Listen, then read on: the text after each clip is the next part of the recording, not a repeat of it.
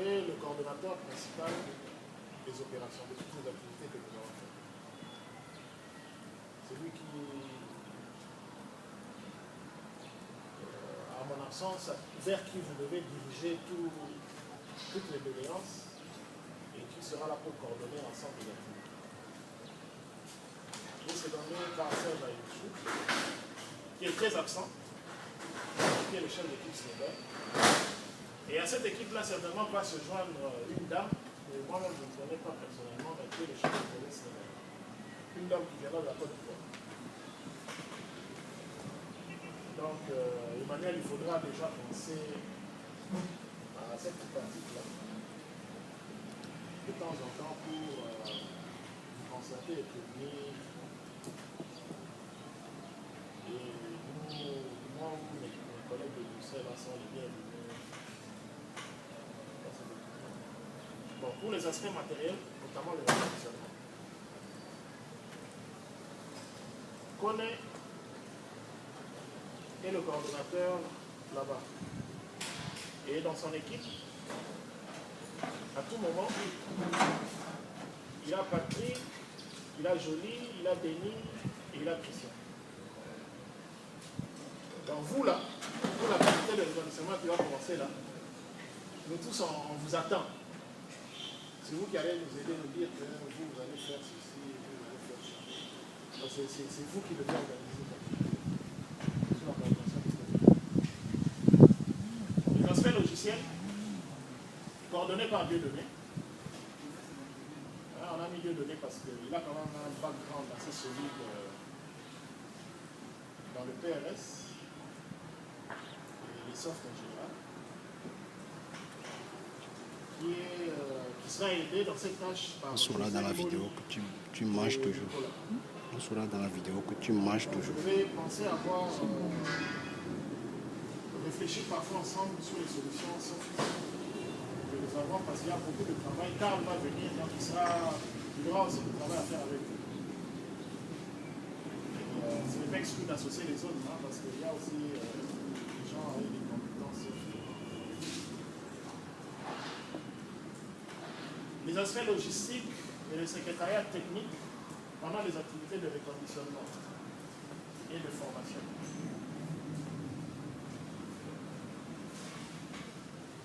Ça, c'est aussi un camp. Est-ce que le secrétariat technique, il a réussi à fonctionner pendant l'activité qu'on vient de faire? Le reconditionnement, c'est un grand travail. La formation aussi. Il faudra vraiment mettre un secrétariat technique solide et une logistique aussi solide pour que ces deux opérations-là fonctionnent comme il se doit. Parlant de différentes sous-commissions, au niveau de la logistique, l'année passée par exemple, je vais dire l'opération passée, on n'a pas établi la tâche réelle, c'est-à-dire on doit définir la tâche du logisticien.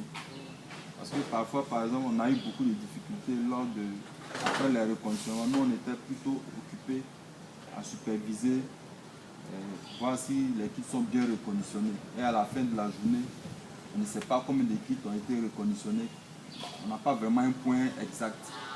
Est-ce que cette tâche-là, ce sera le rôle des logisticiens? Parce que nous, on a du mal dans la partie technique, on a du mal à comptabiliser les kits. Il faut vraiment établir peut-être une procédure assez efficace, de sorte que lorsqu'on finit à 16h30, on a au moins 30 minutes pour faire le point et on sait quels kits ont été reconditionnés, dans quel état, dans nos stocks, on a combien de kits. On a eu beaucoup de problèmes à ce niveau-là. Et on avait souvent des chiffres qui venaient de l'équipe de Schneider qui étaient différents des chiffres que nous on avait. Donc il faudrait qu'on songe à trouver la bonne procédure. Bien sûr, l'équipe de logistique doit travailler avec nous les techniciens pour trouver la bonne manière de recueillir ces informations-là. Donc il faudrait qu'on trouve une méthode efficace. Ici, la logistique, c'est tout ce qui est lié aux aspects matériels des activités que nous faisons. Il faut s'assurer que nous avons tous les éléments pour réaliser le travail, tout éléments qui sont en état, que ça va être bien fait, il faut s'assurer de ça. Il faut s'assurer que les gens vont manger à midi, prendre contact avec celui qui te passe. Et on prend contact avec la personne là. L'archivage, quand je dis l'archivage, hein, c'est mélangé avec le secrétariat technique. On doit avoir une classe du travail qu'on fait. On doit savoir qu'aujourd'hui, on a produit tel nombre de kits, on a formé tel nombre de gens, il y a tel nombre de personnes dans cette classe-là, tel qui ont des problèmes, tout ça c'est le travail de la logistique. La sous-commission technique, là, vous n'avez qu'à faire le travail. Mais si vous avez besoin d'éléments, adressez-vous. Je sais que la sous-commission logistique et secrétariat technique, vous avez besoin d'argent pour faire votre travail. L'argent ne se donne que votre président a besoin. Chiffré sur papier. C'est la seule sous-commission parmi les sous-commissions qu'on a là qui a besoin d'être financée pour tourner. Les gens ont besoin de boire. J'ai changé de commission. Les gens ont besoin de l'eau pendant le travail. Donc, la logistique a des besoins réels, immédiats pour le travail. Donc, si votre sous-commission ne tourne pas, tout risque d'aller dans tous les sens. Donc, Jean-Paul qui tient le secrétariat, j'ai associé 2 dames là-dedans. Parce que je sais que les dames à 2-6 toujours les places. Et je suis sûr qu'on ne va pas rater une seule information. Donc, il faut nous archiver les choses là-dedans. Et Magloire qui fait la logistique, je lui colle le truc de la logistique, mais vous tous vous êtes là-dedans, donc il faut travailler en équipe. Et puis Magloire va coordonner la tâche. Et Achille, c'est notre logistique externe pour que nous ne soyons pas partie du centre de l'activité. Achille Sneda, il est aussi c'était ça. Il a double casquette. Il a double casquette. Une casquette. Vous ne le savez peut-être pas, mais pour qu'on mette ce projet en route, on a beaucoup travaillé avec Achille. Peut-être sur qui on devait compter lorsqu'on était là pour faire ceci. On a trouvé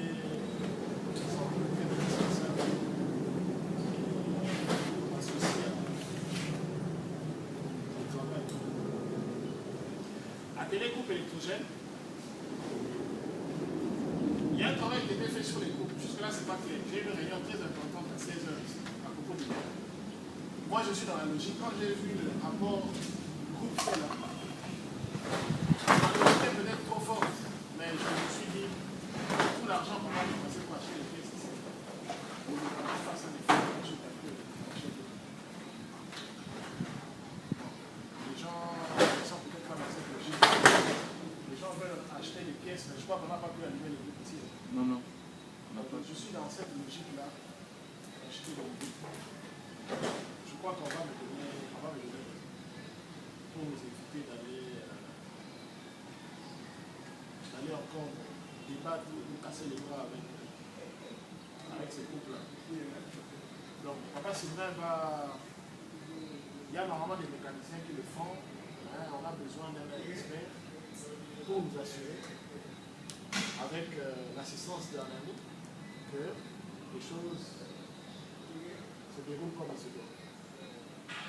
Et on aura un atelier kit. L'atelier kit va commencer à se créer au fur et à mesure qu'on avance avec le reconditionneur. Et l'atelier kit peut se prolonger, même après le reconditionneur. Donc là, je mets encore Papa Sylvain, à qui j'associe Frédéric, pour suivre les détails des kits qui auront des soucis là. On voudrait cette fois-ci faire, si c'est possible, faire fonctionner les 1275 kits qui sont là. Dans les kits qui auront encore des soucis. Et je vois à côté là-bas l'imprimante et tout, on a assez d'imprimante pour mettre là-dedans, PC. Il y a les petits problèmes là qui vont rester. Donc, à ce volet-là, l'équipe de Koné pourra beaucoup aider une fois que le conditionnement est...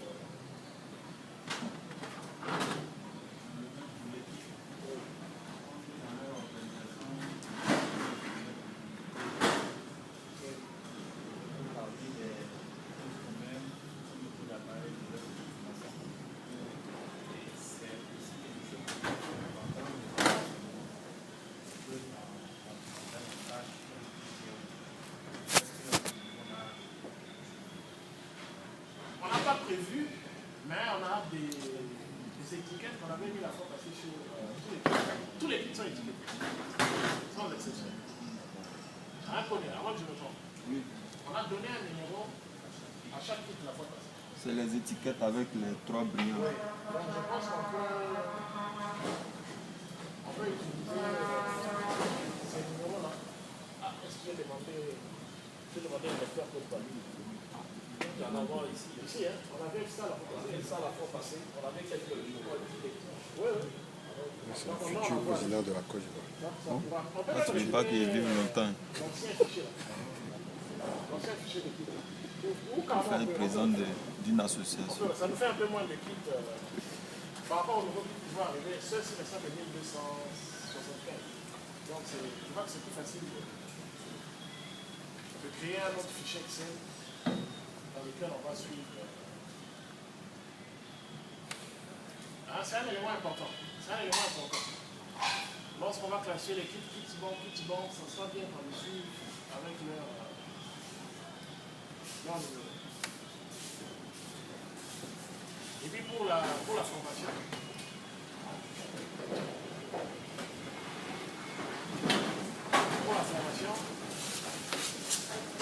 Emmanuel coordonne la formation. Série n'est pas là. Série on va demander qu'elle soit un peu active là parce que la formation c'est plus grande. Il faudrait que quelqu'un s'occupe vraiment de l'aspect collation interdienne là pour participer à tout. Comme elle est liée directement au bureau Sénégal, il faudrait travailler avec elle. Mais pendant l'activité de formation, tout le monde est formateur et tout le monde est sûr. Vous aurez à former déjà les techniciens. Parce que pour les techniciens, je crois qu'ils sont soixantaine, on doit, pendant les séances théoriques, là, on doit avoir au moins 3 classes. On doit avoir au moins 3 classes. On peut faire ça ici. On doit avoir au moins 3 classes. On prend 2 colonnes là-bas. C'est pas 2 colonnes, on prend ici. On peut faire une dernière classe. Avec 2 répétitions en plus. Je crois que ça peut tenir. C'est peut-être une journée ou une journée et demie de travail en classe. Et puis le reste, ce sera... Donc, vous serez déjà formateur. Pour la formation, les formateurs à niveau 1, c'est une seule classe. Mais pendant ce temps-là, je ne sais pas comment on va vous occuper. Mais ça sera déjà bien définir, voir comment ça se passe. Parce que, juste après, avec ces formateurs-là, vous allez constituer des teams pour former les formateurs niveau 2. Et puis pendant les opérations, chacun de nous, comme la année, devra coordonner une zone supérieure. Donc voilà un peu les tâches réparties. À vous de réfléchir. J'espère qu'on a les mails de tout le monde. Tout le monde a un mail. Oui, on peut faire circuler un papier. Comme ça, je vais vous envoyer ça. Vous envoyer les...